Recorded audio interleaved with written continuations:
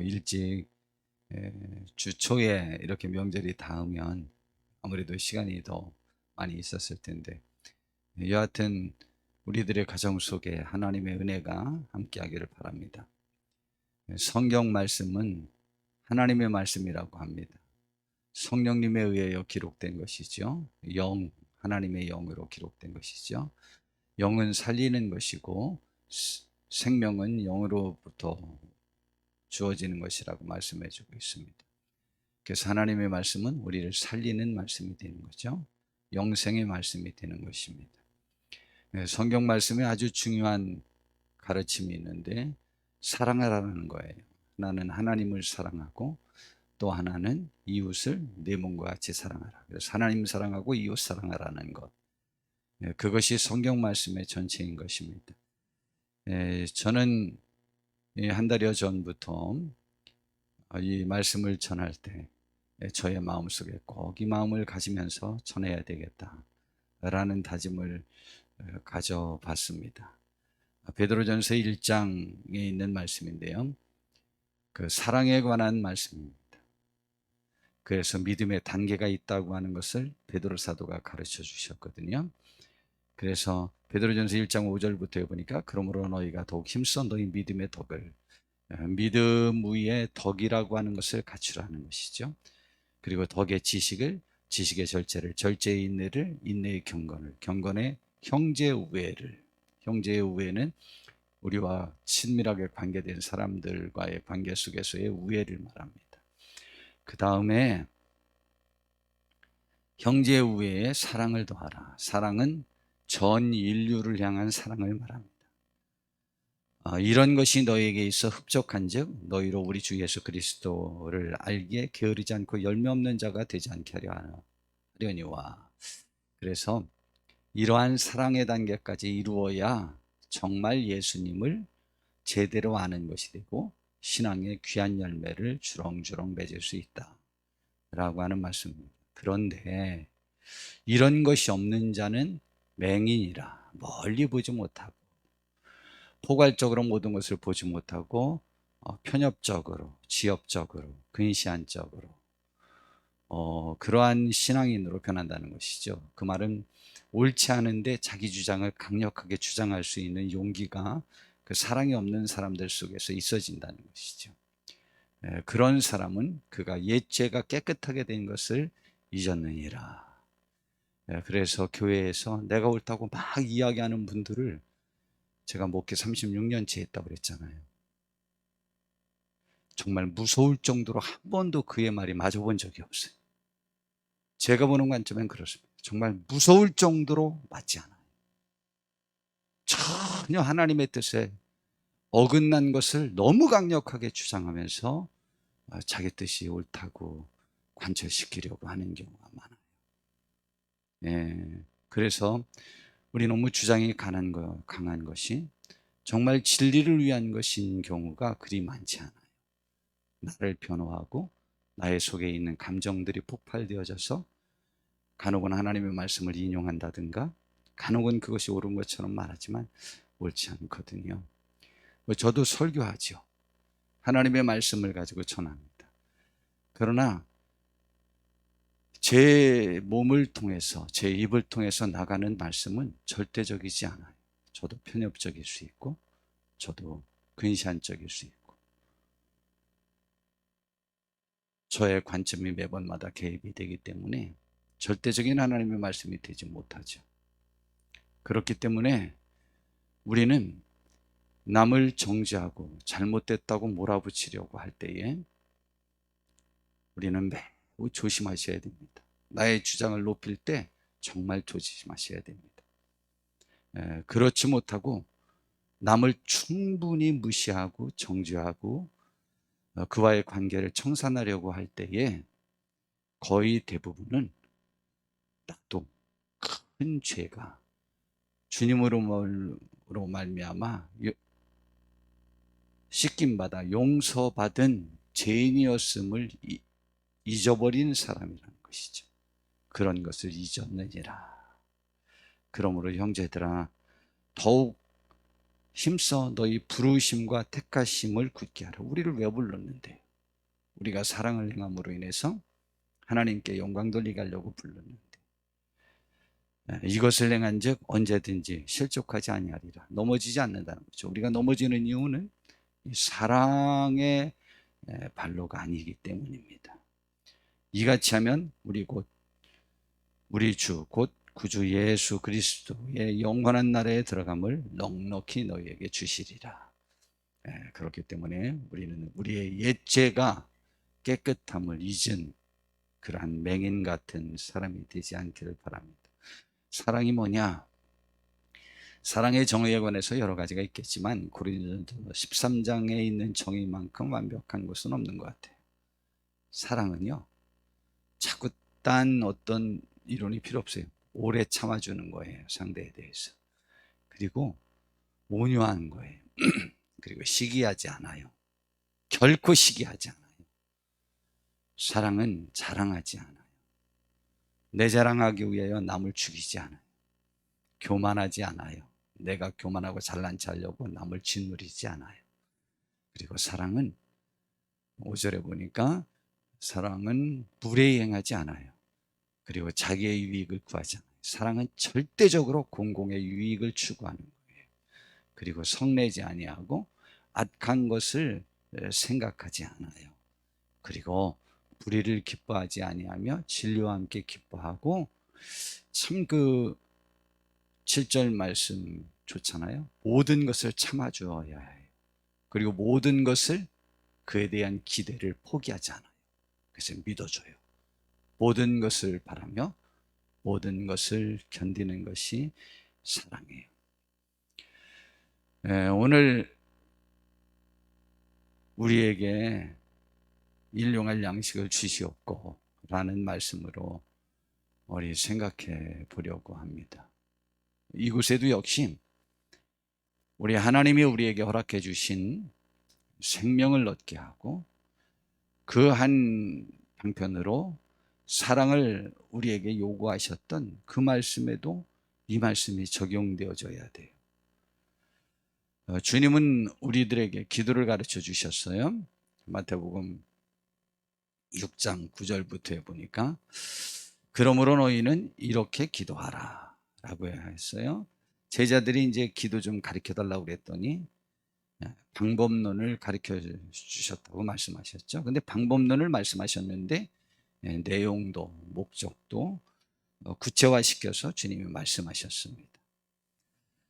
하늘에 계신 우리 아버지여, 당신의 이름이 거룩히 여김을 받으시오며. 이것이 첫 번째 기도죠. 하나님의 특설 중에 제일 중요한 것이 거룩입니다. 거룩은 사랑이 최상의 것을 거룩, 죄가 없는 최상의 것을 갖다 거룩이라고 그래요. 가장 최상의 것을 갖다 거룩, 어머니의 사랑을 거룩이라고 표현하잖아요. 거룩은 가장 최상의 것을 표현할 때 거룩이라고 말합니다. 하나님이 거룩한 분인데 우리도 그분의 자녀답게 살아.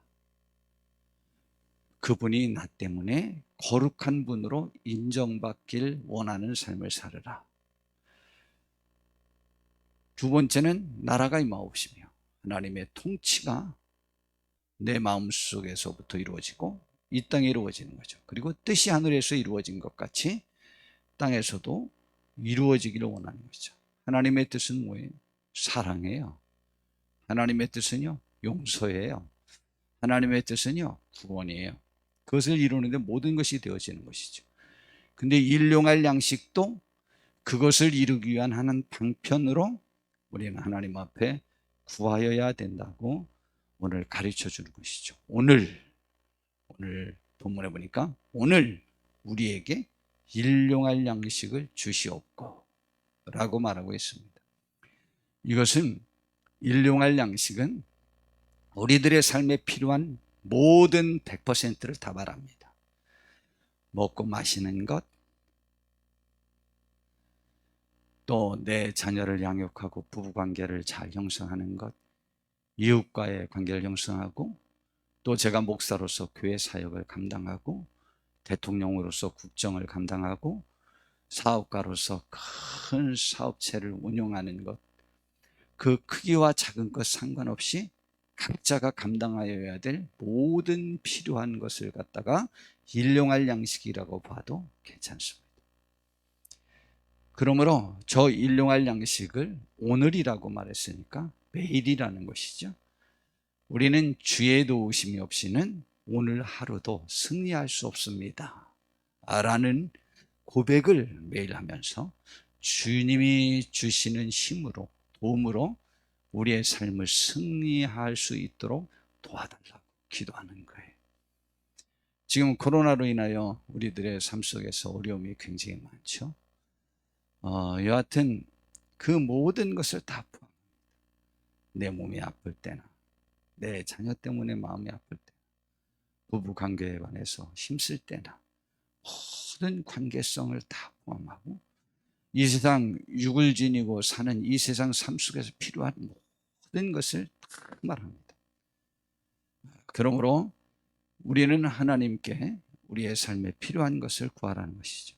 근데 놀랍게 이 도우심이 위의 세 가지의 목적에 어긋나지 않도록 나 때문에 하나님이 거룩해지셔야 되고, 그분의 통치가 나에게서 그분의 나라가 이루어져야 하고, 그리고 이 땅에서 이루어지도록 내가 쓰임받는 데 필요한 일용한 양식들을 우리는 매번 구할 수 있게 되기를 바랍니다.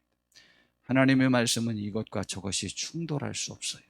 그것을 다 함께 복합적으로 이루기 위한 것인 것이죠. 일용할 양식을 구하라는 말씀은요, 앞에 세 가지 기도가 충족되는 상태에서 필요를 구하라는 말씀입니다. 그럼에도 불구하고 일용할 양식이 채워질 것임을 가르쳐주고 있는 것입니다. 이스라엘 백성은 광야에서 아무것도 얻을 수 없었으나 하나님께서 만나와 물과 고기를 준비해 주셨습니다. 그래서 이스라엘 백성들의 40년의 그 광야 생활을 결론적으로 신명기 8장 1절저 4절에 이렇게 정의를 합니다. 내가 오늘 명하는 모든 명령을 너희는 지켜 행하라. 그리하면 너희가 살고 번성하고 여호와께서 너희의 조상들에게 맹세하신 땅에 들어가서 그것을 차지하리라. 여하튼 하나님의 명령대로 사는 것이 축복입니다. 하나님의 말씀이 우리들에게 있어서 가장 영향력 있는 귀한 말씀이 꼭 되는 것이 축복된 사람들의 특질인 것입니다. 우리가 그렇게 되기를 바랍니다. 네 하나님 여호와께서 이 40년 동안에 내가 광야 길을 걷게 하신 것을 기억하라. 40년 동안 광야 길을 걸었죠. 무슨 이유로든 그들이 잘못해서 그렇게 되기도 했지만은, 그러나 그 광야길을 걷게 하신 것, 광야길이 행복하고 복된 길, 화려한 길, 모든 것을 쟁취한 길은 아닙니다. 굉장히 힘든 길을 말할 때 광야길이라고 말합니다. 그렇게 걷게 하신 것을 기억하라. 이유가 뭐냐? 이는 너를 낮추시며 너를 시험하사 우리를 낮추기 위한 거예요. 여러분, 하나님 앞에서 우리가 낮아지는 것만큼 축복이 없어요. 그들이 40년 동안 그 광야길을 걸었는데요, 1세대는 결코 낮아지지 않았습니다. 100% 죽었어요. 2명 빼고 60만 명 중에. 왜냐하면 낮아지지 않았어요. 죽을 때까지. 그러나 낮아지지 않은 그들은 가장 약했어요. 가장 비굴했어요. 가장 못났어요. 가장 굴종적이고 정말 비겁하게 이루 말할 수가 없습니다. 낮아지지 않은 사람의 특질입니다. 그러나 이 세대는요, 낮아졌어요. 하나님의 말씀에 순종하고요, 진취적으로 그의 삶을 역동적으로 이끌어 나갔습니다. 겸손한 사람이 되셔야만 합니다. 겸손한 사람은 강한 사람입니다. 너를 낮추시며 너를 시험하사 내 마음이 어떠한지, 그 명령을 지키는지 않는지를 하나님께서 알려고 그렇게 하신 거예요. 그래서 너를 낮추시며 너를 줄이게 하시며, 또 너를 알지 못하며, 너도 알지 못하며 내 조상들도 알지 못하던 만나를 내게 먹이신 것은, 만나를 먹이신 것은 하나님의 풍족하심의 예라고 하나님은 말씀하시지 않습니다. 낮춘 우리를 낮춰준 것 중에 한 예가 만나라는 거죠. 예, 만나는요, 우리가 풍족함의 상징이 만나가 아닙니다. 만나는, 그 만나라는 음식은 정말 우유처럼 완전 식품이에요. 그런데 밀가루처럼 그렇게 떨어지거든요. 그런데 그 우유처럼 완전 식품인데 맛도 좋아요. 그러나 40년 동안 신체의 결함을 방지하기 위한 그 한 음식만 먹었다고 생각할 때의 그 물림을 한번 생각해 보세요. 정말 물릴 거예요. 예, 그것은 풍족함이 아니에요. 40년 동안 목숨을 유지하게 하기 위한 하나님의 최소한의 제공이에요. 그래서 그런데 광야에서 음식을 전혀 구할 수 없는데 40년 동안에 그것이 한 번도 끊임없이 내린 것은 하나님의 명령을 따라서 광야로 나갔는데 삶이 가능했거든요. 생명 유지가 가능했거든요. 그 내게 먹이신 것은 사람이 떡으로만 사는 것이 아니요, 여호와의 입에서 나오는 모든 말씀으로 사는 줄을 내가 알게 하려고 하나님께서 그렇게 하신 거예요. 그러므로 오늘 우리에게 일용할 양식을 주시옵고라고 하는 오늘도 우리가 세상을 이길 수 있는 힘을 주께서 공급해 주실 수 있음을, 이 세상은 어차피 광야 같은 삶인데 이 삶에서 그것을 깨달으면서 하나님의 말씀의 가치를 깨달아야 된다는 것이죠. 하나님의 말씀대로 살면 세상은 충분히 이길 수 있다라고 하는 것을 우리는 경험해야 되는 거죠. 그렇게 하려고 하심이라. 이 40년 동안 내 의복이 헤어지지 아니하였고 내 발이 부르트지 아니하였느니라. 참 저거 감사한 거다. 감사한 거지 뭔지 모르겠다. 하여튼 우리는 옷이 안 헤어져서 정말 싫죠. 이 옷이 헤어져야 핑계끼며 버리고 하는데, 이게 이제 물려서 안 입는단 말이죠. 요즘 옷은. 그죠? 너무 참 아깝죠. 예, 그런데 옷이 헤어지지 않고 발이 부르트지 않고 그렇게 도와주셨어요. 또한 16절부터 또 보니까 내 조상들도 알지 못하던 만나를 광야에서 내게 먹이셨나니 이는 다 너를 낮추시며 너를 시험하사 마침내 내게 복을 주려 하심이니라. 이 기간만 잘 지나면 하나님의 복을 주실 것 같아요. 그러나 내가 마음에 이르기를 내 능력과 내 손의 힘으로 내가 이 재물을 얻었다 말할 것이라. 그런데 만약 그런 과정을 거치지 않았더라면 네가 뭐 잘나서 네 힘으로 얻은 것처럼 네가 삶을 네 힘으로 개척한 것처럼 생각할까 봐 그랬다. 네 하나님 여호와를 기억하라. 그가 네게 재물 얻을 능력을 주셨습니다. 이같이 하심은 내 조상들에게 맹세하신 언약을 오늘같이 이루려 하심이니라 라고 말했습니다. 그럼에도 불구하고 마귀와 우리의 욕망은 우리에게 계속 더 큰 세상의 욕망으로 우리를 유혹합니다. 그것이 우리를 무너뜨리는 거예요. 그래서 마귀는요, 누구도 유혹했느냐면 예수님까지도 유혹했어요. 그래서 마태복음 4장에 보니까 성령님께서 광야로 예수님을 인도해서 40일을 줄이게 되었습니다. 근데 3절에 보니까 시험하는 자가 예수께 나와서, 마귀는 우리를 시험하는 자예요. 마귀의 시험에, 마귀의 속삭임에 우리가 넘어가면 안 됩니다. 시험하는 자가 예수께 나와서 이르되 내가 만일 하나님의 아들이거든 명하여 이 돌들로 떡덩이가 되게 하라. 이게 제가 뭐 자주 말씀을 드렸죠. 이거는 우리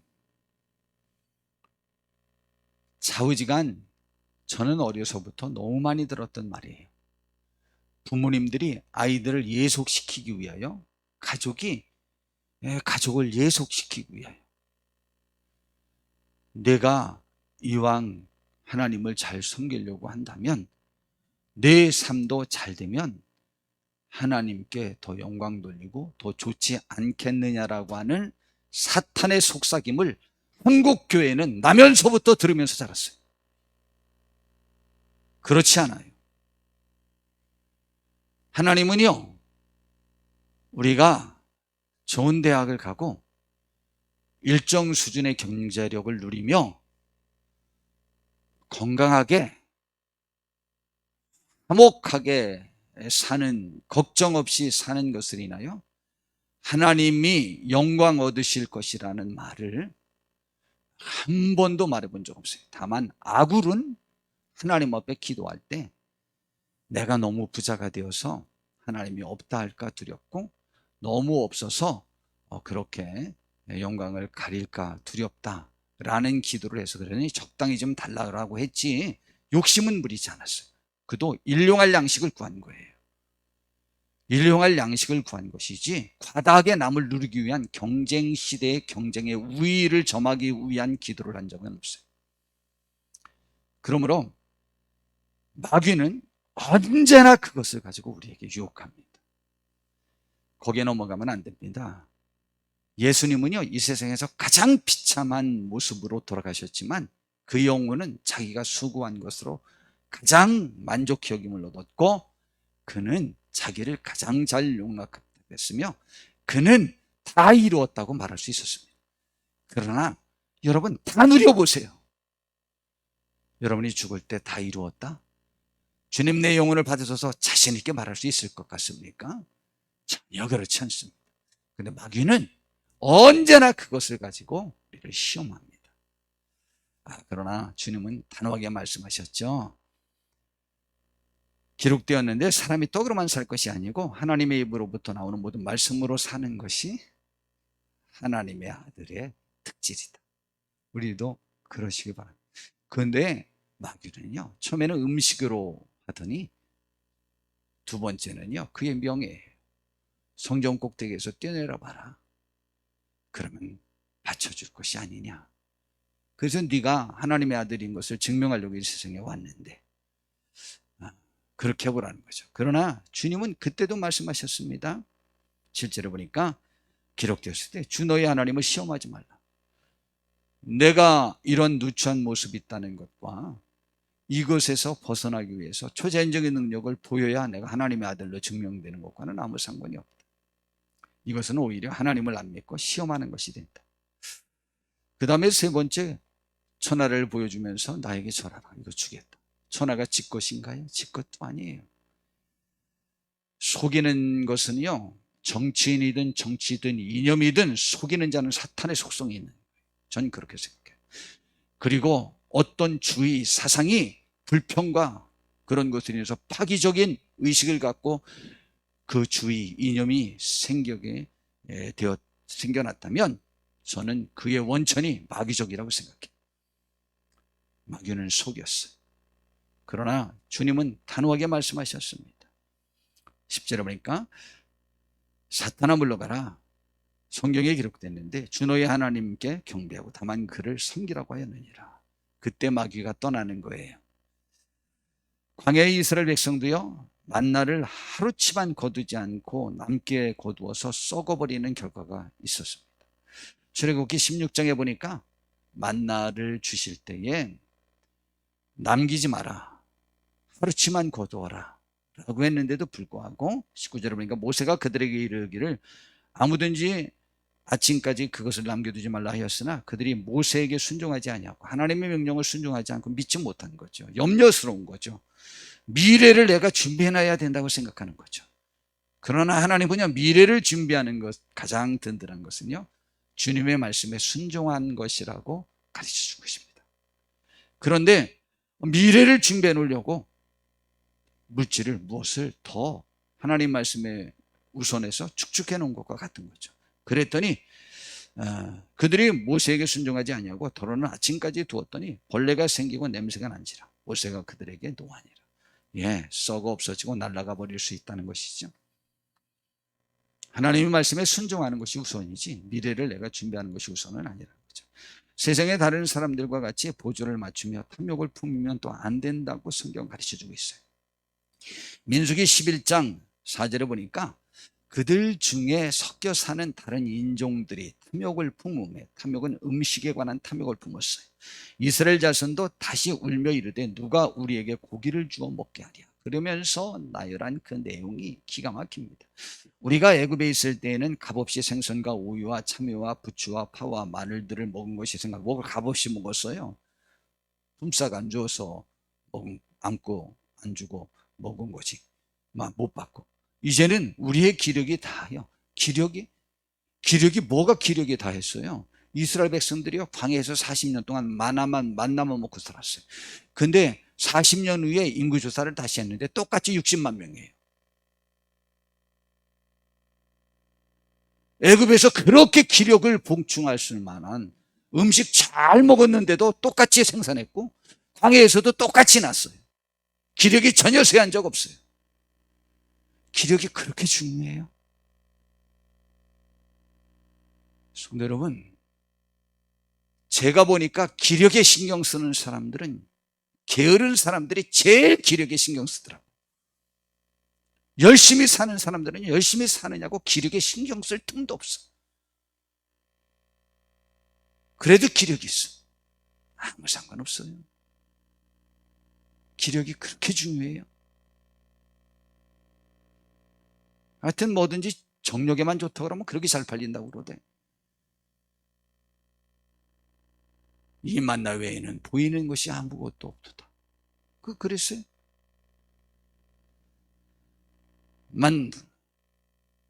그래서 이제 10절에 보니까 백성이 온 종족들이 각기 자기 장막문에서 우는 것을 모세가 들으니라. 이러므로 여호와의 진노가 심히 크고 모세도 기뻐하지 않았어요. 그래가지고 결국은 그들에게 메추라기를 보내줬어요. 그래서 한 달 동안 실컷 먹도록 얼마나 많이 쌓였느냐면은 31절에 보니까 2규빗, 하루길을 걸어갈 동안 2규빗, 1규빗이 45cm인데 메추라기들이 막 와서 떨어진 것이 약 7, 80배, 막 근 1m가량 막 메추라기들이 쌓인 거예요. 그걸 걷어다가 너무 좋아서 구워 먹는데 아직 이 사이에 넣어서 씹기도 전에 하나님께서 그들을 치셨다고 그랬어요. 욕심이라고 본 거죠. 탐욕이라고 본 겁니다. 여러분, 세상 사람들에 의하여 탐욕이 우리들에게 영향력을 미쳐서는 안 됩니다.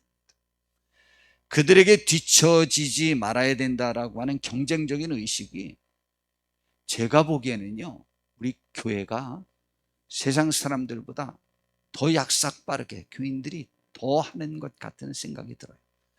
아마 잘 모르지만 과외부나 교육비로 지불하는 비용이 교인들이 훨씬 많을 거요. 전 그렇게 생각합니다. 절대 뒤지지 않으려고 합니다. 하지 말라는 게 아니에요. 그러나 어느 측면 보면 탐욕일 수도 있는. 그러면 일용할 양식의 범위는 어디까지일까요? 저는 이렇게 생각합니다. 진짜 저는 이렇게 생각하는데요. 원수 갚는 데에도 과도한 욕심을 부려서 나의 감정대로 행해서는 안 됩니다. 원수 갚는 데에는 감정의 조절이 필요합니다. 억제가 필요하다는 거죠. 이 부분은. 그래서 출애굽기 21장 23절에서 25절에 모세의 율법이 아주 참 무섭고 잔인하다라고 생각하는 분들이 있습니다. 그러나 저거는요, 우리들의 분노를 최대한 자제할 수 있는 그 선을 제안한 거예요.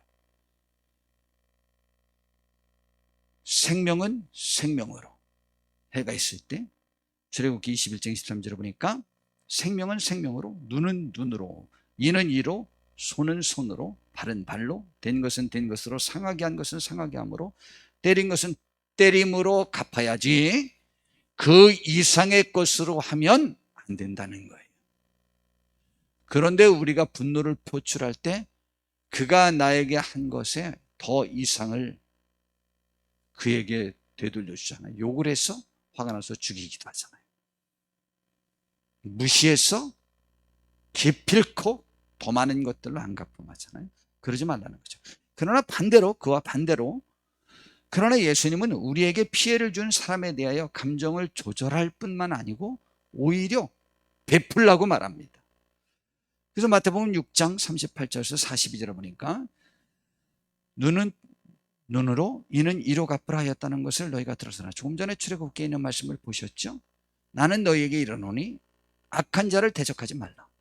누구든지 내 오른뺨을 치거든 나도 오른뺨을 치는 게 아니고 왼뺨까지라도 돌려대며, 또 너를 고발하여 속옷을 가지고자 하는 자에게 겉옷까지도 주며. 야, 그거 진짜 어렵더라고. 저도 여기 주차 그렇게 했는데 저도 더 양보해서 아유 그냥 여기다 그냥 대시라고, 우리 교회 주차장에도 대시고 거기도 대시고 다 그렇게 그 양보하라는 말인데 못하겠더라고. 그래서 저 그분이 대는 차를 무슨 6번이나 한 10장을 사진을 찍어놨잖아. 그래서 이걸 문자를 한번 보내봐. 나도 사실 신고할 수 있습니다. 근데 안 한 겁니다 라고 할까 말까. 그리고 그 사람이 신고한 거 22장이 다 안내도 되는 것으로 재판 결과가 나온 게 그냥 통지서가 하나씩 전부 다 봤어요. 그래서 전부 사진 찍어서 보내면서 이렇게 됐습니다 할까. 그 생각도 가져봤다니까. 안 없어져요, 속상해서.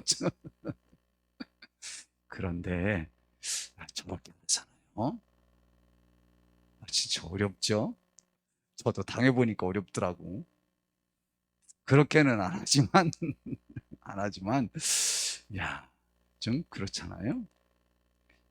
이렇게 하랍니다. 그 다음에 또 누구든지 너로 억지로 오리를 가게 하거든 그 사람과 심리를 동행하고 내게 구하는 자에게 주며 내게 구고자 하는 자에게 거절하지 말라. 그래서 사랑의 범위는 넓힐수록 좋은 것입니다.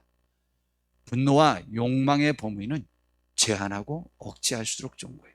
아니 내 마음속에 있는 본질적인 욕망인데 그걸 그럼요, 그걸 억제하지 않으면 짐승만도 못한 거죠. 사람은 그것을 억제할 줄 아는 사람이 사람인 것입니다.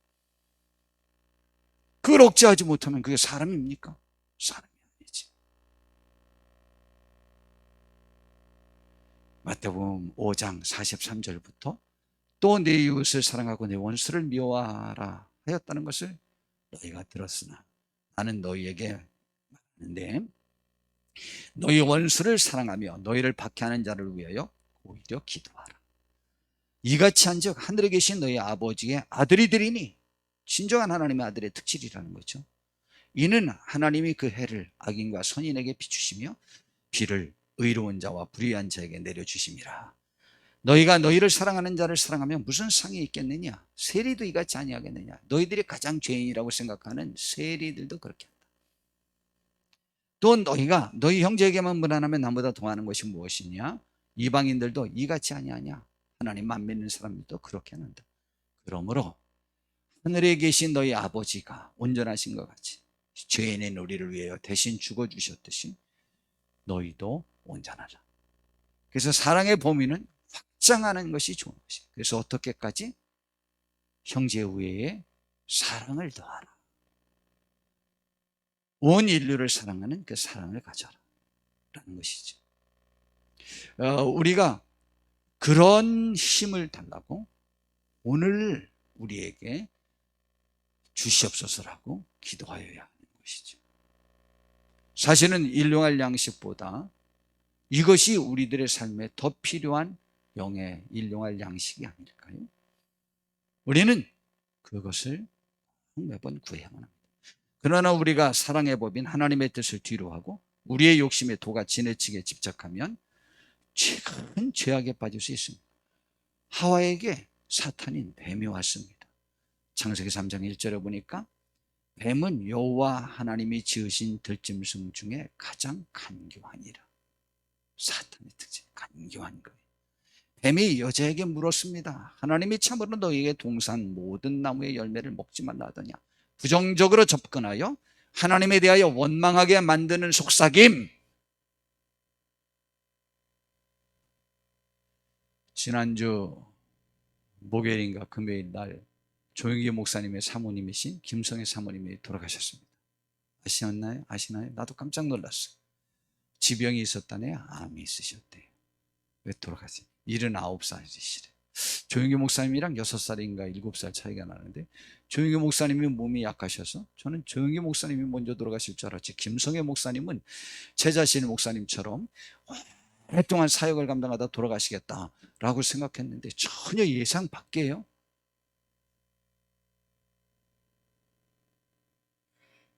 그런데 조용기 목사님과 최장실 목사님의 사이를 이간질하려고 하는 사람들이 그렇게 많았답니다. 그런데 두 분은 그것을 기가 막히게 잘 알아요. 지금 어느 분 최자신 목사님의 글인가 어디에서 봤는데, 여하튼 최자실 목사님에게 왔는지 조용기 목사님께 왔는지 왔는데, 나중에 조용기 목사님이 최자실 목사님에게 그러더라고요. 아, 어머님, 그 마귀 왔다 갔죠?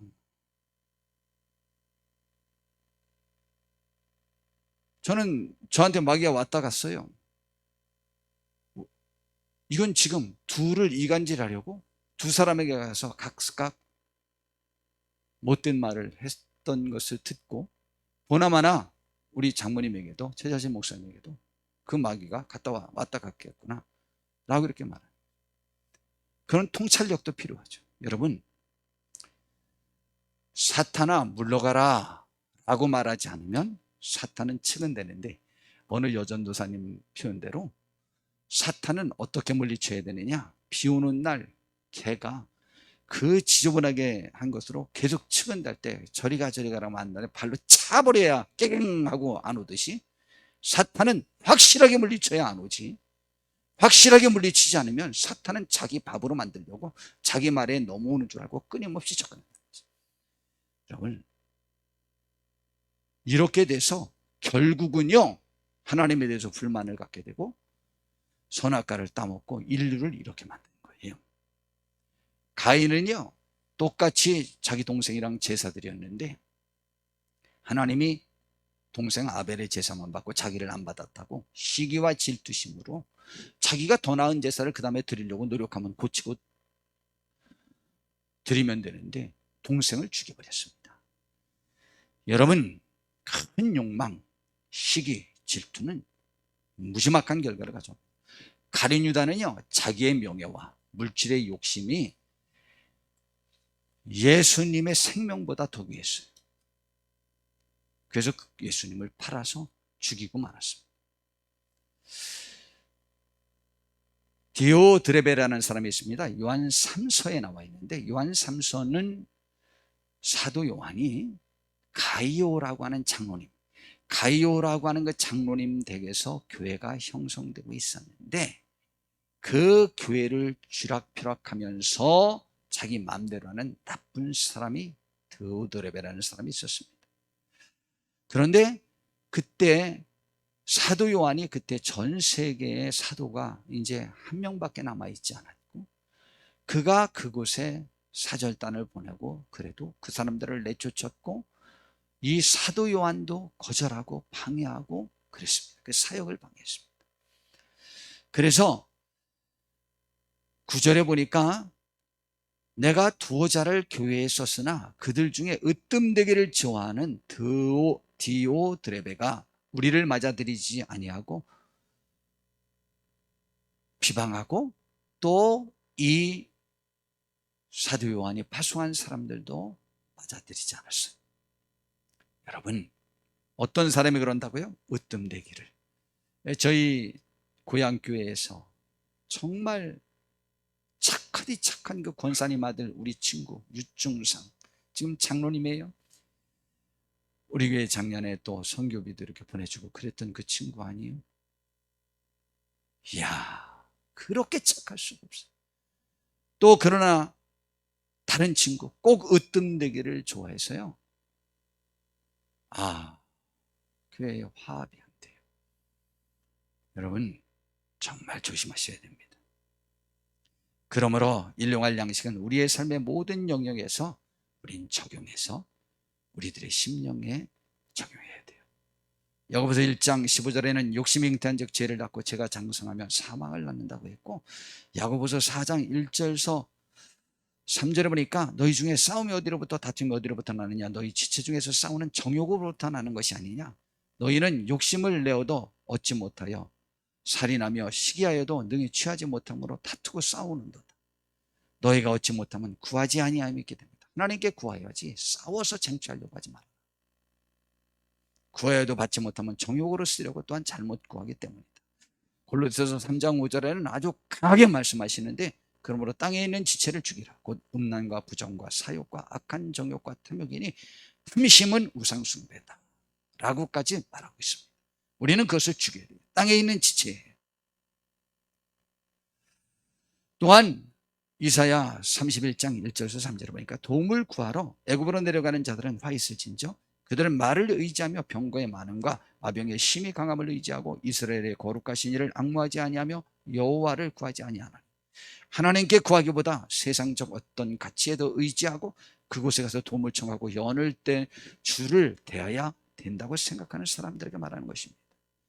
여호와께서도 지혜로우신즉 재앙을 내리실 것이라 그의 말씀들을 변하게 하지 아니하시고 일어나서 악행하는 자들의 집을 치시며 행악을 돕는 자들을 치시리니 애굽은 사람이여 신이 아니며 그들의 말들은 육체이요 영이 아니라 여호와께서 그의 손을 펴시면 돕는 자도 넘어지며 도움을 받는 자도 엎드러져서 다 함께 멸망할 것이라고 말했습니다.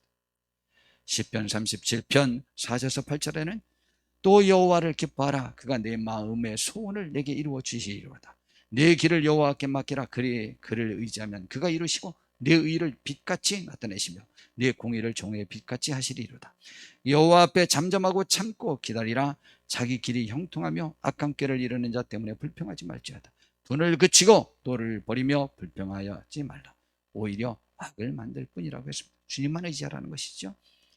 그래서 마태복음 6장 33절에서 34절에 이렇게 말합니다. 그런즉 너희는 먼저 그의 나라와 그의 의를 구하라. 그리하면 이 모든 것을 너희에게 더하시리라고 했는데, 우리는 하나님이 사은품으로 주시는 것에 집중하고 있어요. 본질을 잡는 것이 더 좋은 것입니다. 일용할 양식은 어쩌면 사은품이에요. 먼저 그분의 나라와 그의 의를 구하는 우리가 되시고, 그러므로 우리는 어떤 사람이 신앙이냐, 내일 일을 염려하지, 내일 일을 위해 염려하지 말라. 내일 일은 표현이 참 신기하죠. 내일이 염려할 것이요, 내일이 주인이지 내일은 내가 주인이 아니. 믿어보세요. 한날의 괴로움은 그날의 족하니라 라고 했습니다. 하나님이 우리들에게 우리의 삶에 필요한 모든 영역에서의 일용할 양식을 우리에게 주시기를 진심으로 바라고, 또한 하나님이 우리의 삶의 모든 영역에 오늘 하루도 도와주시지 아니하면 내가 감당할 수 없음을 겸손히 매일매일 고백하는 주의 은혜가 우리들 속에 함께하는 축복이 있기를 바랍니다. 기도하겠습니다. 주님, 우리를 잘 인도해 주셔서 복되게 하옵시고, 우리의 삶의 모든 영역 속에서 오늘 하루도 필요한 모든 힘들을 허락하여 주시옵소서. 예수님의 이름으로 기도드렸습니다.